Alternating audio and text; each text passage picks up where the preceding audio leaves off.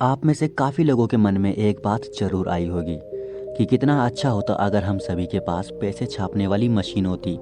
रातों रात खूब सारे पैसे छापकर हम भी अमीर बन जाते। लेकिन एक सेकंड रुको यार, सोचने वाली बात तो यह है कि हमारे पास तो मशीन है नहीं, इसलिए हम पैसे नहीं छाप सकते हैं। लेकिन हमारी इंडियन गवर्नमेंट के पास तो पैसे छापने वाली मशीन है, तो सरकार खूब सारे पैसे क्यों नहीं छापती? सरकार खूब सारे नोट छापकर सबको अमीर क्यों नहीं बना देती है? ऐसा करने से तो हमारा ही भला होगा, देश की गरीबी मिट जाएगी, ना कोई बेरोजगार रहेगा, न ही कोई भूखे पेट सोएगा और ना ही कोई भीख मांगेगा। लेकिन सरकार ऐसा आखिरकार करती क्यों नहीं है? दोस्तों, वीडियो में आगे बढ़ने से पहले आपसे केवल एक छोटी सी रिक्वेस्ट है कि वीडियो के नीचे आए लाल कलर के सब्सक्राइब बटन को जरूर दबा दें, क्योंकि उसको दबाने से आपका 1 रुपया भी नहीं लगने वाला है। तो आखिरकार क्यों हमारी सरकार बहुत सारे पैसे नहीं छापती है? अब इस सवाल का जवाब जानने से पहले आपको एक फॉर्मूला समझना होगा, और फॉर्मूला यह है कि किसी भी देश में बनने वाली गुड्स एंड सर्विस यानी कि सामान और सेवा की कीमत उस देश की परसेंट करेंसी के बराबर होती है। यानी किसी भी देश में जो सामान की कीमत होती है वो उस देश की परसेंट करेंसी के बराबर होती है। चलिए इस बात को हम एक उदाहरण से समझ लेते हैं।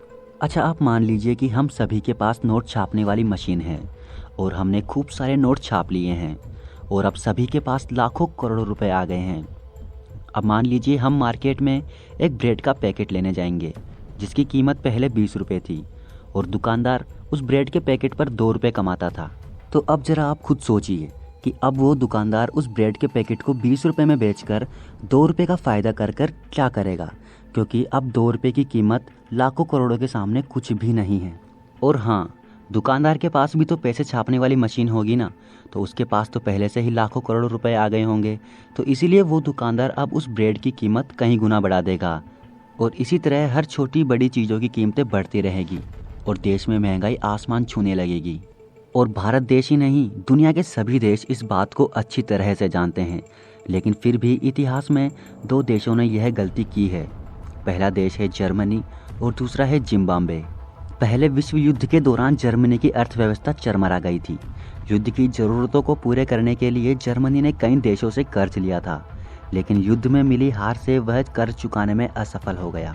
इसके बाद जर्मनी ने सोचा कि हम खूब सारा पैसा छापकर अपना कर्ज उतार देंगे। फिर जर्मनी ने वही किया और उसने खूब सारा पैसा छाप दिया, जिसका नतीजा यह हुआ कि वहाँ की करेंसी की कोई वैल्यू ही नहीं रही और वहाँ की महंगाई आसमान छू गई। और कई सालों पहले जिम्बाब्वे देश ने भी यही गलती की थी। जिम्बाब्वे ने बहुत सारे नोट छाप दिए थे, जिसका नतीजा यह हुआ कि वहाँ की करेंसी का डेवल्यूएशन हो गया, यानी कि करेंसी की कीमत कम हो गई और वहाँ के सामान की कीमत काफ़ी हद तक बढ़ गई और वहाँ के लोगों को ब्रेड और अंडे जैसी चीज़ें खरीदने के लिए भी बैग भरकर नोट लाने पड़ते थे। तो दोस्तों, शायद अब आप समझ गए होंगे कि जितने ज़्यादा नोट छपेंगे उतनी ही ज़्यादा महंगाई बढ़ेगी। ऐसा करने पर उस देश का आसमान छूता हुआ स्टॉक मार्केट भी ज़मीन पर आ गिरेगा। करेंसी जिसे हम यूज करते हैं उसकी कोई वैल्यू नहीं होती है, बल्कि उसके एक्सचेंज की वैल्यू होती है। जैसे कितने सामान के बदले आप कितने नोट दे सकते हैं।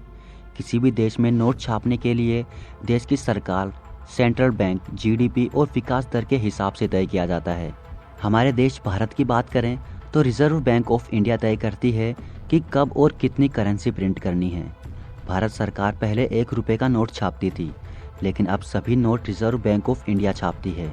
और अब आपको इस विषय में काफ़ी कुछ जानकारी मिल गई होगी। आपको पता चल गया होगा कि सरकार खूब सारे नोट छापकर सबको अमीर क्यों नहीं बना देती है। तो दोस्तों, आपको यह वीडियो कैसी लगी और आपके मन में क्या क्या सवाल है, कमेंट बॉक्स में ज़रूर से बताना। और अगर वीडियो के पीछे की मेहनत आपको थोड़ी भी दिखी हो तो वीडियो के नीचे आए लाल कलर के सब्सक्राइब बटन को ज़रूर से दबा देना। वीडियो को अंत तक देखने के लिए आपका धन्यवाद।